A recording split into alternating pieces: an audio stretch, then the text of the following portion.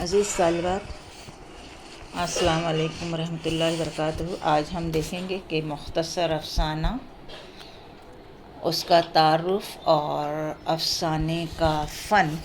تو سب سے پہلے ہم چلتے ہیں کہ مختصر افسانہ کسے کہتے ہیں۔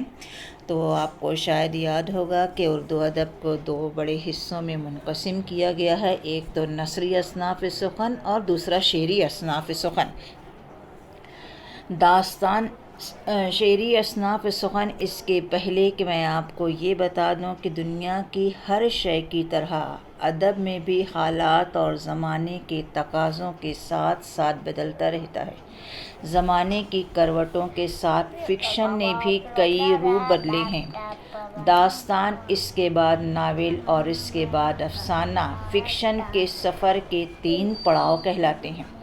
داستان، ناول اور افسانہ، ان تینوں میں ایک خصوصیت مشترک ہے اور وہ یہ ہے قصے کی پیشکش کا انداز ایسے ہونا چاہیے کہ قاری کی توجہ اس پر جمی رہے اور ہر لمحہ وہ جاننے کے لیے بےتاب رہے کہ آگے کیا ہونے والا ہے۔ نثری اصناف سخن میں جو سب سے پہلے نمبر پر آتی ہے داستان کو قصے میں قصہ جوڑ کر طویل کر دیا جاتا تھا، کیونکہ یہی زمانے کا تقاضا تھا، اور عقل کو دنگ کر دینے والے واقعات یا قاری کو گرفت میں لیے رہتے تھے۔ پھر ایسا زمانہ آیا کہ جب طوالت اور حیران کن واقعات کو گوشہ نشین ہونا پڑا اور حقیقی زندگی کی مرقع کشی فکشن نگار کا مقصد ٹھہری۔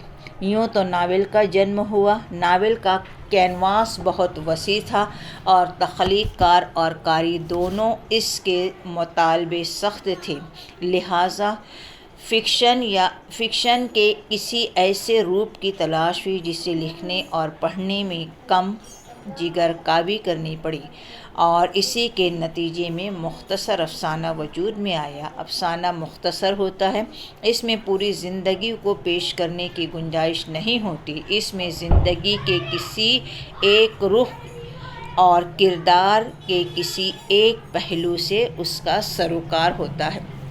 اسی طریقے سے آپ جانتے ہیں کہ آج ہم مختصر افسانے پر جب ہم بات کر رہے ہیں تو مختصر افسانہ، اردو میں مختصر افسانہ، یہ مغربی ادب کی دین ہے۔ بدلتے ہوئے حالات، نئے خیالات اور ادب کے نئے تقاضوں کی وجہ سے مختصر افسانے کا وجود ہوا۔ مختصر افسانے سے پہلے ناول، تمثیلی قصے اور طویل افسانے لکھے گئے۔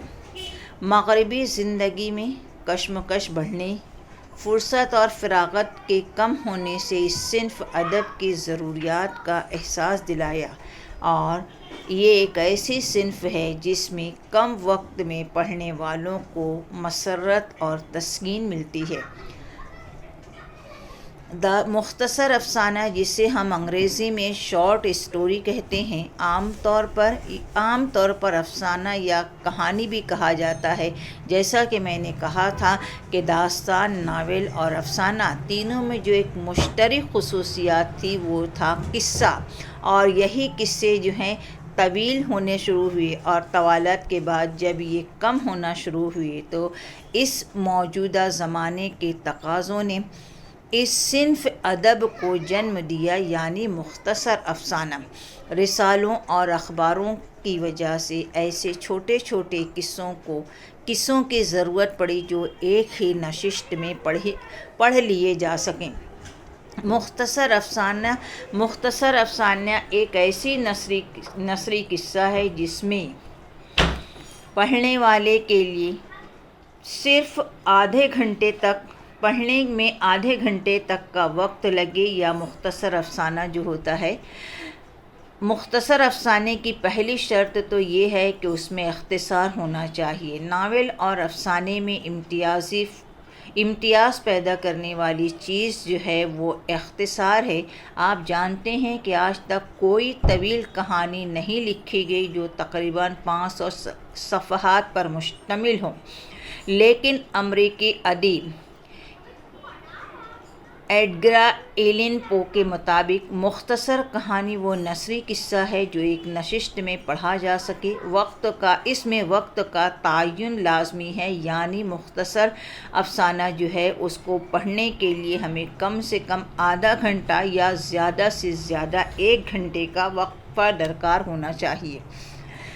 اس کے پہلے کہ میں آپ کو یہ بتا دوں کہ مختصر افسانہ جو ہے کسی آدمی کی زندگی کے سب سے اہم اور دلچسپ واقعات کا بیان ہے جو نہ سنا گیا ہو، کسی ایک واقعے کا بیان بھی ہو۔ اس کو کہا ہے کہ اس کے اجزاء میں ابتدا، درمیان، عروج اور خاتمہ ہوتا ہے۔ سب سے بڑی خوبی یہ ہے کہ اس صنف میں بڑا لوچ ہے اور وقت کے بدلنے کے ساتھ ساتھ اس کی ٹیکنیکس، اس کے اجزائے ترکیبی میں بھی تبدیلی آتی رہی۔